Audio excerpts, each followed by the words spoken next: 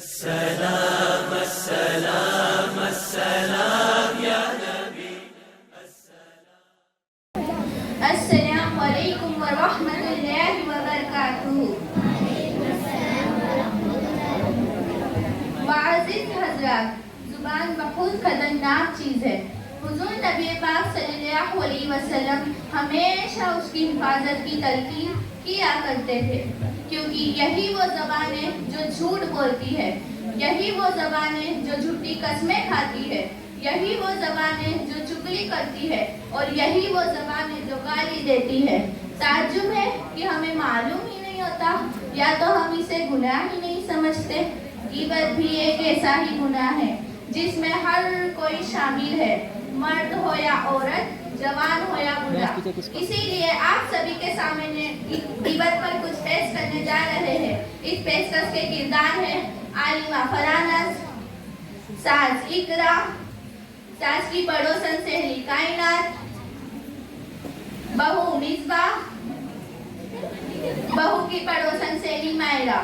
आप सभी लोगों से गुजारिश है कि आप इस पेशकश को गौर से देखें और इस गुनाह से बचने की कोशिश करें इंशाअल्लाह।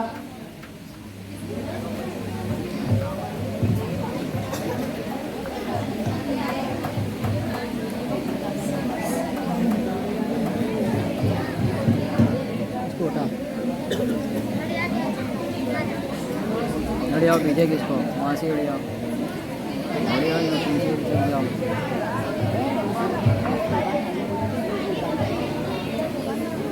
अस्सलामुअलैकुम। वालेकुम अस्सलाम। बहुत दिन हो गए, मुलाकात नहीं हुई। बैठो बैठो।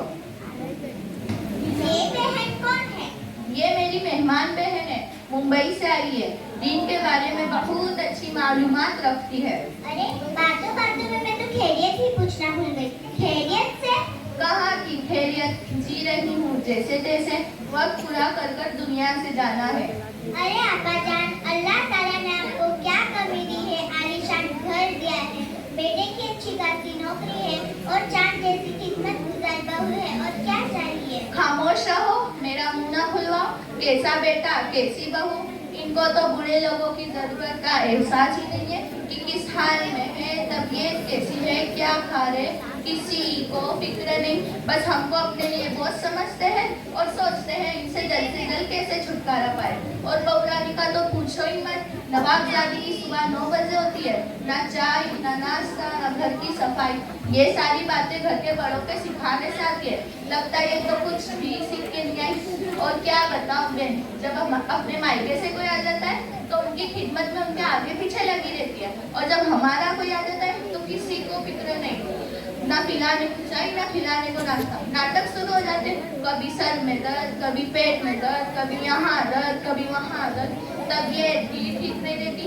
और खाने का तो क्या ही बताऊं, चाय बनाएगी जैसे काला उबला हुआ पानी, और दाल ऐसी के कोई खा ना सके, और चावल ऐसा के कोई खाए तो पेट में दर्द हो जाए, और हर 2 दिन में मायका याद आ जाता है। अरे अब्बा जान, आपकी बहू इतना सब करती है, आप कुछ बोलती क्यों नहीं? देख बहन, मैं बोलते बोलते तंग आ चुकी हूँ। अब कुछ बोलना मुश्किल हो चुका है। कुछ बोलो तो हमारे शहजादे की आंखों पर पट्टी लग जाती है, इसीलिए खून के घोट घोट कर पीने पड़ते हैं। अरे कायनात, बातों बातों में तो मैं तुम्हें चाय पिलाने भूल गई।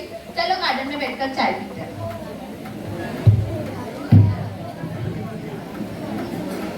ये थी सास और सास की पड़ोसन सहेली, दिल खोल कर अपनी बहू की गिबत कर रही थी।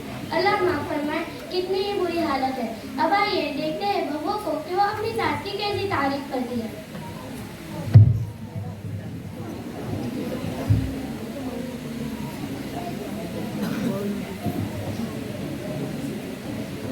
अस्सलामुअलैकुम। वालेकुम अस्सलाम। कैसी हो बहन? क्या बताऊं, ठीक भी हूँ ठीक नहीं भी हूँ। अरे ये कैसी दरमियान की बातें कर रही हो? क्या बताऊं, जब तक सास का साया सर पर मुसल्लत है तब तक चैन कहाँ है। इस बात तुम कितनी खुशकिस्मत हो कि तुम्हारे सर पर सास का साया है। माहिरा, क्या खुशकिस्मत की रट लगा कर रखी हो? भला वो भी कैसे चैन से रह सकता है जिसके मेरे जैसी सास हो। एक बात पूछूं? हाँ पूछो। औरतों में सबसे खुशकिस्मत औरत कौन है, तुम्हें मालूम है? नहीं। औरतों में सबसे खुशकिस्मत औरत वो है जिसकी कोई सास या कोई नरन नहीं है। तुम अपनी सास से इतनी परेशान क्यों हो? वो सास सास नहीं, परेशानियों का घर है। जब देखो नाक चढ़ाए मुसन्नत रहती है।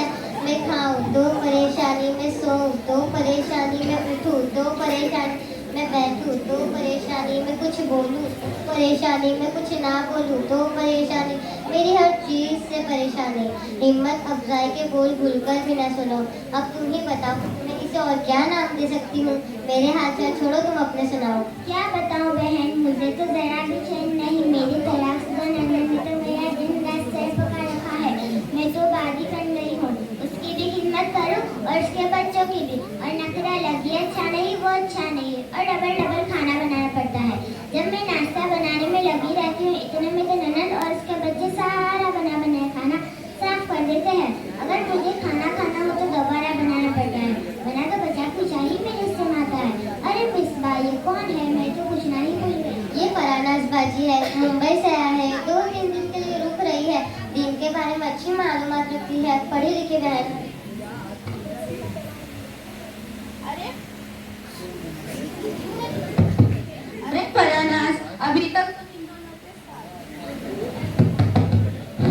अरे फरानाज, अभी तक तुम इन दोनों के साथ ही बैठी हो? हाँ भाई।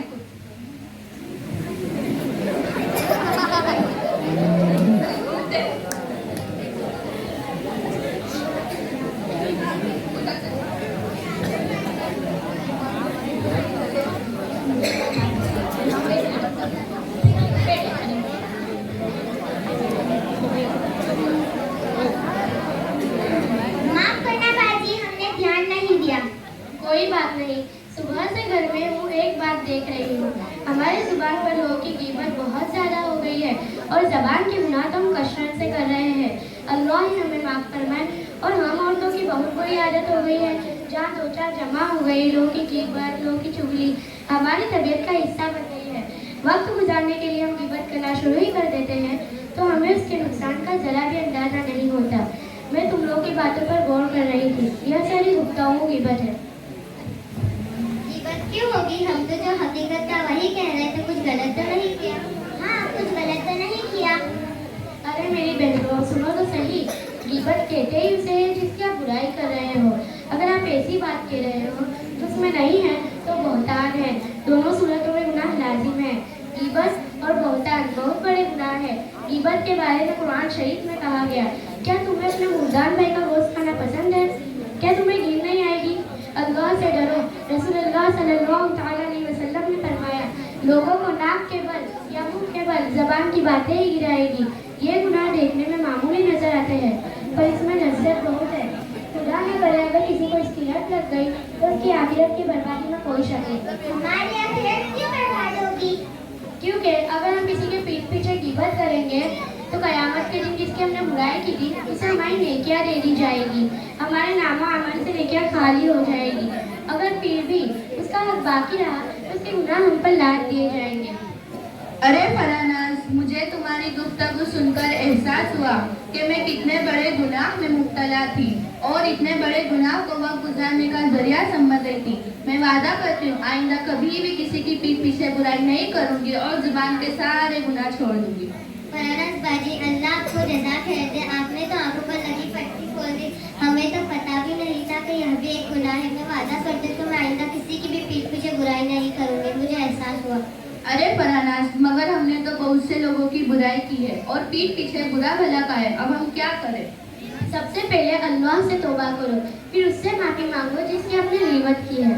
जज़ाकल्लाह खैर फरानाज, तुम्हारा बहुत बहुत शुक्रिया कि तुमने मुझे इतने बड़े गुनाह से बचाया। सासू माँ, हमें माफ कर दीजिए, हमने आपकी पीठ पीछे बहुत सी बुराइयाँ की है। हाँ आंटी जी, मुझे भी माफ कर दो, मैंने भी आपकी पीठ पीछे बहुत सी बुराइयां की है। हाँ हाँ बेटा, मुझे भी माफ कर दो, मैंने भी तुम्हारी पीठ पीछे बहुत से बुराइयां की है। आंटी जी, हमें माफ कर दीजिए, हमने आपकी पीठ पीछे बहुत सी बुराइयाँ की है। हाँ सासू माँ, मुझे भी माफ कर दो, मैंने भी आपकी पीठ पीछे बहुत सी बुराइयां की है। हाँ बेटा, मुझे भी माफ कर दो, मैंने भी तुम्हारी पीठ पीछे बहुत सी बुराइयाँ की। एक मर्तबा रसूल सल्लल्लाहु ताला अलैहि वसल्लम से एक शख्स ने सवाल किया कि मेरे लिए कौन सी चीज़ नुकसानदेह है, यानी जो मुझे नुकसान पहुंचा सकती है, जिससे मैं बचता रहूं। तो रसूल सल्लल्लाहु ताला अलैहि वसल्लम ने अपनी ज़बान पकड़कर कहा कि यही है जो तुम्हें नुकसान पहुंचा सकती है।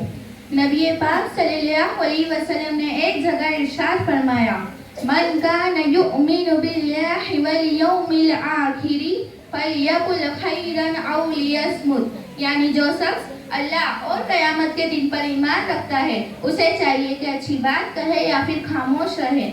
मेरे प्यारे इस्लामी भाइयों और बहनों, हमें हमेशा जुबान से अच्छी बात ही निकालनी चाहिए और कोशिश यह करनी चाहिए कि हमारी बात से किसी का दिल न दुखे।